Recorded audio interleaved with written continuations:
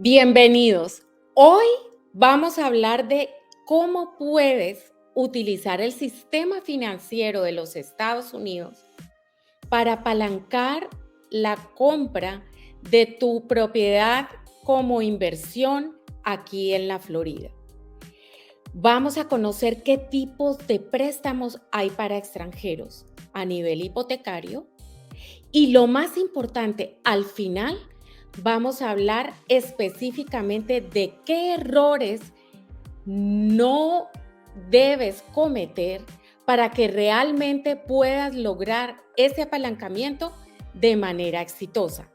Y al final, al final, vamos a presentarte doble incentivo para aquellas personas que estén listas para actuar y empezar el proceso de compra o de inversión. Así que bienvenidos, gracias por conectarse.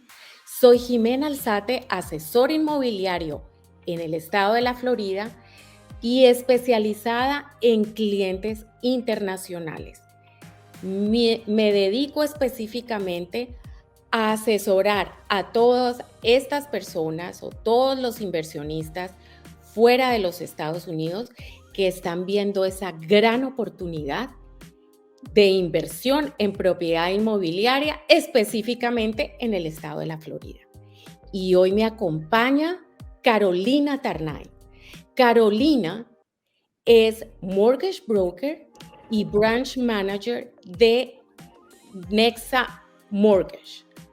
Carolina, bienvenida y gracias por acompañarnos hoy y ayudarnos con este tema tan importante para nuestra audiencia. Muchas gracias, Jimena, por la oportunidad. Es un honor estar aquí contigo. Gracias. Gracias, Carolina. Nosotras llevamos ya muchos años trabajando juntas y sé, y por los negocios que hemos hecho, que hay muchísimas inquietudes y mucha incertidumbre de estos clientes extranjeros cuando les comentamos la idea, mira, es que tú puedes financiar la compra de tu propiedad y vienen entonces, ¿cómo así? Si yo no vivo allá, si yo no gano en dólares, ¿cómo me van a prestar? Entonces, para empezar a resolver esas preguntas, coméntanos, ¿cómo funcionan los créditos hipotecarios en los Estados Unidos, Carolina? ¿Y cuál es como esa diferencia con los créditos hipotecarios en los países nuestros, específicamente en Latinoamérica? Bueno, los préstamos que podemos ofrecerles a las personas extranjeras, la banca americana les ofrece préstamos de hasta un 75%, es decir, solamente tendrían que traer el 25% de lo que es el valor de la propiedad que estén interesados en comprar. Eso les da a la persona un poder adquisitivo que quizás es el doble de lo que habían pensado. Normalmente los países de origen de nosotros en Latinoamérica te piden el 40% o hasta el 50% para darte un crédito hipotecario. Aquí solamente están pidiendo un 25%. Por supuesto, dependiendo de qué tipo de propiedad estemos hablando, esos términos pueden cambiar un poco. Pero lo máximo que le van a pedir va a ser el 30% a un extranjero. Como otro punto importante de los créditos, cuando se termina de hacer la preaprobación, donde digamos que se reconfirma de que la persona efectivamente entra dentro de los lineamientos que exige el banco, se pasa entonces ya a entregarte a ti, que por eso es que tú y yo trabajamos siempre tan de la mano, una preaprobación que te da unos parámetros, unos valores en los que tú puedes trabajar, un valor máximo de, mira, la propiedad que puede buscar este individuo es de quizás $500,000, como un mínimo también de 200, por decir un ejemplo. Eso sería ya de parte tuya, donde yo ayudo, por supuesto, como apoyo de verificar de que en efecto esa vivienda que estamos trabajando o que se está considerando pueda ser en efecto entra en los límites o dentro de los lineamientos del banco. Y ahí por eso es que es tan importante hacer primero esta parte de la preaprobación, de la parte del crédito, cuando ya estamos comprando una propiedad que existe. En preconstrucción el proceso es un poco diferente, pero si vamos a comprar una propiedad que ya existe, esta evaluación que hace Carolina al principio, donde nos define el rango de precio, nos va a ahorrar mucho tiempo, mucho frustración, porque sabemos en qué rango vamos a buscar esa propiedad que quieres comprar. No solamente eso, Jimena, porque también hay que tomar en cuenta y sobre todo aquí en el sur de la Florida tenemos un tema con los edificios, con los condominios, que somos a nivel nacional, pues nos vigilan más o tenemos más, son más fuertes los bancos, los lineamientos de los bancos son más fuertes con el sur de la Florida con respecto a los condominios. Entonces también tenemos que verificar en esa búsqueda de vivienda, se verifica de que el condominio, en efecto, si es lo que estamos buscando, que ese condominio esté sano. Y eso es importantísimo porque eso le ahorra a la gente muchos dolores de cabeza en el futuro. No solamente en la búsqueda, sino también al momento de mantener la unidad y de revenderla el día que la vayan a querer revender. Después pasan por supuesto, lo que es el contrato, ¿no? Pasan a la oferta, se acepta la oferta y entonces empiezan los due diligence. Los due diligence de una propiedad son hacer las inspecciones, entramos ya en materia de lo que es la solicitud del préstamo, otra vez viene a mí. En esta solicitud del préstamo yo le explico al cliente exactamente cuáles serían los términos, porque hay diferentes términos que se le pueden ofrecer a los clientes. Pueden ser préstamos variables de 3, 5 años, 7 años, como pueden ser préstamos fijos a 30 años. Luego de que se trabaja todo, de que se hace lo que es el procesamiento del préstamo, donde también se toma en cuenta las inspecciones de la propiedad, el avalúo o la tasación, y ya se termina todo lo que es el procesamiento del préstamo, se entra a la parte del cierre, y que es la parte más feliz y lo que más nos gusta a todos, tanto al cliente como a nosotros, que es cuando ya finalizamos la transacción y llegamos felizmente a cierre. Y bueno, ya después la persona, por supuesto, queda con su pago de hipoteca mensual. Sí, perfecto. Y si ven, pueden ver ustedes como muchos pasos, y la realidad es que esto es lo que hacemos todos los días, así que nosotros los orientamos, los acompañamos en todo ese proceso. Es algo en el que ustedes no están solos. Al contrario, vamos a estar trabajando de la mano para que todo este proceso sea lo más ágil y rápido posible. Ahora entonces, Caro, tú dices, ok, hay que cumplir unos requisitos, tengo que evaluar ciertos casos. Coméntanos cuáles son esos requisitos básicos para un extranjero. ¿Qué necesitas tú de ellos? Ok, curiosamente, los extranjeros tienen requisitos más sencillos que las agentes locales o las personas locales. Básicamente voy a necesitar la copia del pasaporte y la visa. Simple, es para identificar efectivamente al cliente quién es el que está comprando y poder verificar también el hecho de la visa, de que tengo que ver la visa, es porque tiene que poder venir a Estados Unidos a firmar. ¿Okay? Después se pide una certificación de ingreso de su país de origen. ¿Cómo gana en su país de origen? ¿Es empleado y gana con coletillas de pago o tiene una empresa propia y declara al fisco en su país? Y lo que se va a necesitar es que de su contador o de su CPA nos den, por favor, una certificación de sus ingresos en los últimos 2 años. Aparte de eso, debemos contar también con unas, ¿cómo se llama? En lugar de residencia, sí, las pruebas del lugar de residencia más bien es confirmar de que su vivienda principal está en su país de origen. ¿A qué se refiere esto? Recuérdate que cuando tú eres extranjero no puedes vivir en Estados Unidos. No tienes un estatus legal para vivir en Estados Unidos, por lo cual yo tengo que, en efecto, verificar de que tú vives en otro lado del mundo. Ya.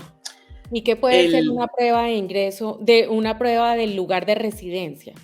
Que, Um, Cuentas de servicios principales, luz, agua, gas, teléfono, prueba de pago de condominio de donde vivas en Colombia o en México.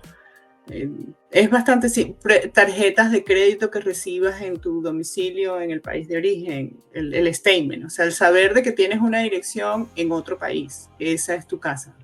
muy sencilla esa parte entonces también. Muy, muy sencillo, la verdad. Las referencias bancarias o comerciales son simplemente del país de origen, esto viene del país de origen, y deben darnos cuenta, fe, de que en efecto esta persona pues ha mantenido relaciones con cualquier entidad bancaria en el país de origen y las ha llevado a buen haber.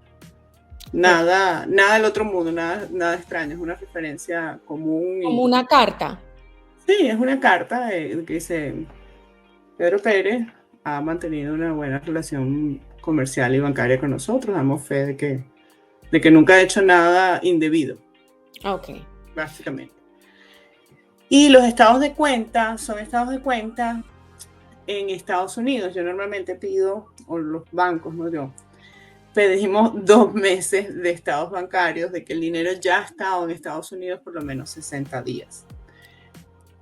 Muy importante, esta parte es muy importante porque ahí es donde normalmente se presentan en los extranjeros, es donde se presenta quizás la parte más engorrosa del trámite, que ahí es donde ahora tenemos Una arma. sorpresa, una noticia muy importante. Espérate a que terminemos el webinar Exactamente, para pero estoy muy emocionada, me parece muy para bueno que esto. sepas cómo podemos ayudarte en Sí, ese punto de tener una cuenta en Estados Unidos. Al final del correcto. webinar lo vas a saber. Exacto. En ese estado de cuenta, bueno, los depósitos del dinero ya debe estar en esos estados de cuenta. Eso es todo lo que se va a confirmar. Preferiblemente, yo siempre le digo a la gente para evitarnos más papeleo. No es que no se puede hacer, es que es más engorroso. Entonces, normalmente lo que yo le pido a la gente es, vamos a esperar a que ya tengan depositados los fondos 2 meses en esos estados de cuenta. Porque una vez que ya pasan esos 2 meses, no me van a pedir de dónde vienen. Si no han pasado 2 meses y los fondos aparecen en la cuenta por un depósito X, me van a pedir los lineamientos del banco, exigen que se les dé procedencia, de dónde vienen esos fondos. Eso es lo que nos podríamos evitar. Ok.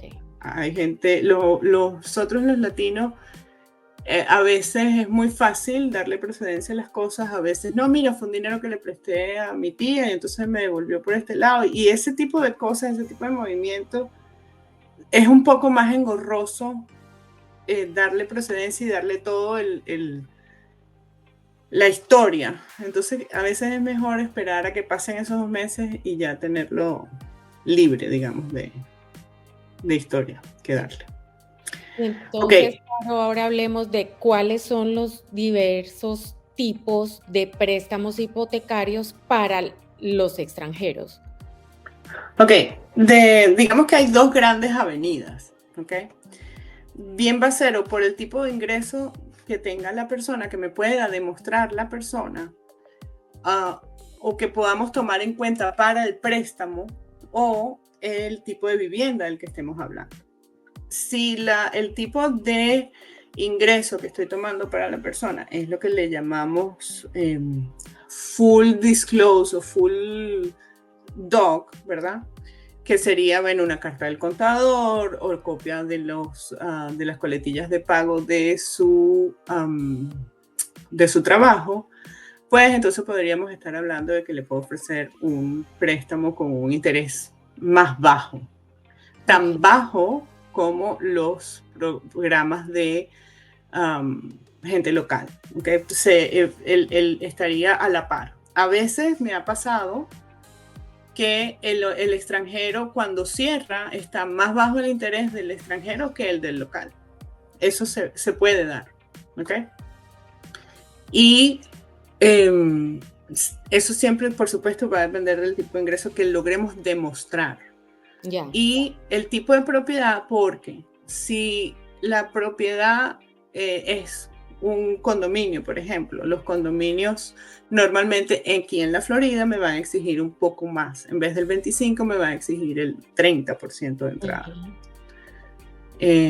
Pero de todas maneras, Y eso serían también los... ahí es importante en cuanto al tipo de propiedad aclarar que en algunos proyectos en preconstrucción y si son condotel o de este tipo de Ujú. propiedades, también el banco va a solicitar un poco más de cuota inicial que ese 25 o 30, ¿cierto?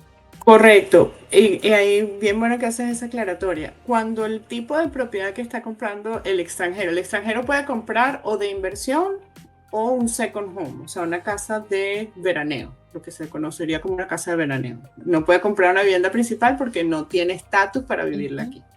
Entonces, dentro de estos dos grupos, el grupo de inversión, que podría ser uno de renta corta, un condo hotel, etcétera, ese tipo de propiedades legalmente llevan otras diferencias que se tienen que tomar en cuenta en el préstamo. No todos los bancos que trabajan extranjeros también trabajan con hotel. Dependían a veces incluso de la región en donde estemos ujú. trabajando. ¿Ok? Sí hay también para ese tipo de propiedades, hay también financiamiento, pero sí varían un poco, pero es por el tipo de propiedad. Ya, perfecto. Ujú. Y ahora, Caro, vamos a hablar de esta tercera categoría que la verdad no la tenía clara, pero creo que le da una gran Sí. oportunidad a muchísimas personas que siendo extranjeros Ujú. tienen todavía un estatus de residente permanente o de ciudadano, pueden, si están viviendo en la Florida, si están viviendo en los Estados Unidos y presentan impuestos, tienen entonces una posibilidad de recibir un crédito Sí, para compra de una propiedad. Ahí cuéntanos de ese programa que yo la sí, verdad no lo conocía muy bien.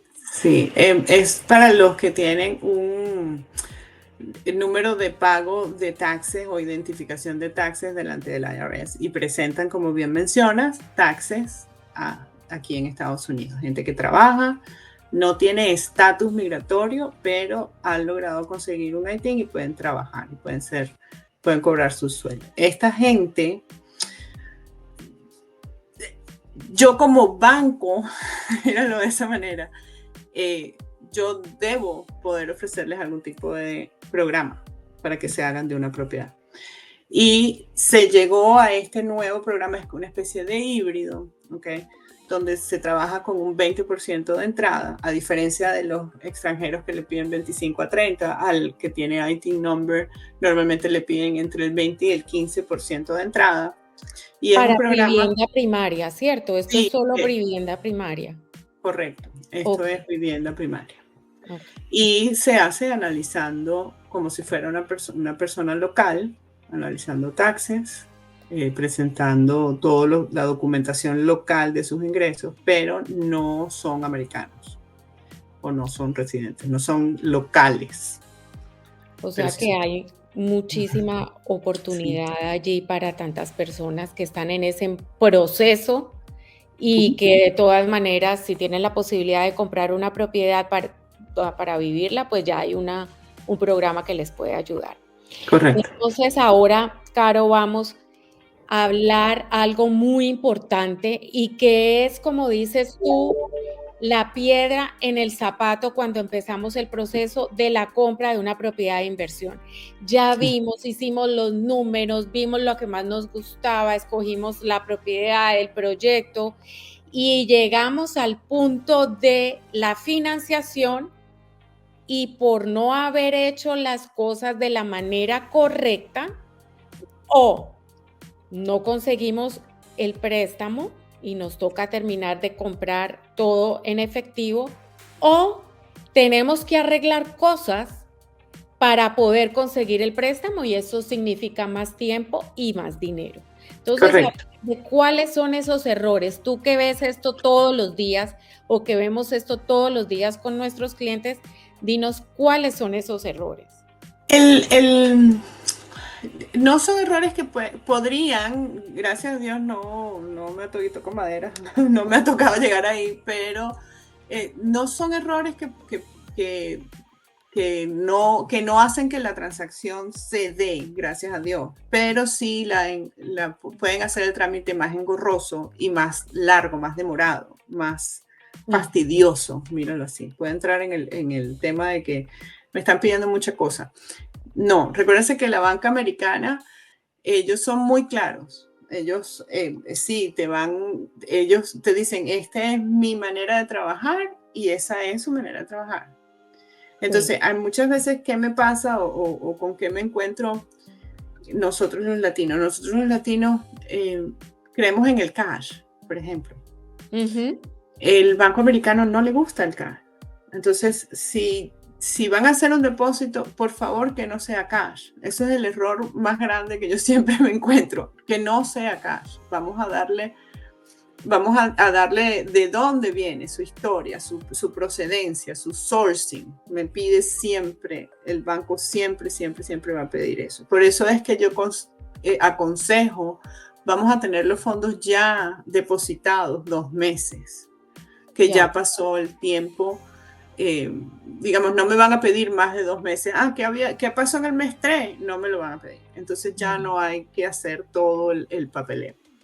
Que no es que no se puede, tú puedes mandar una transferencia de una cuenta de Colombia, de una cuenta de Panamá, de una cuenta de Europa, no hay ningún problema, sino que es lo que explica Carolina.